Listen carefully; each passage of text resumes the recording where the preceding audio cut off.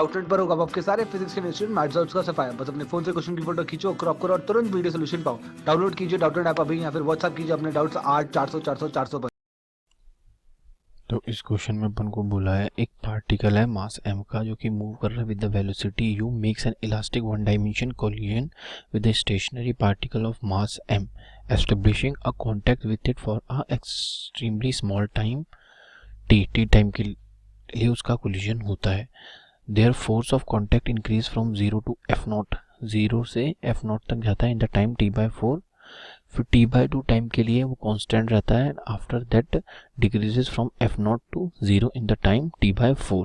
Okay, as shown. The magnitude posed by f0 is okay.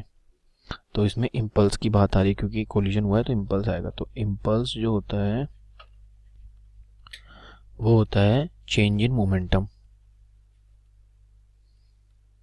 Change in momentum. और वो जो change in momentum और जो impulse होता है वो होता है एरिया अंडर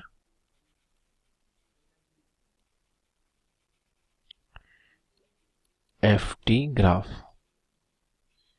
ओके, इसके जो अंदर का एरिया होगा, जो एरिया इस ग्राफ का, वो होगा इम्पल्स। ओके, तो mv मोमेंटम है और एरिया कितना हो जाएगा ट्रेपेजियम का, हाफ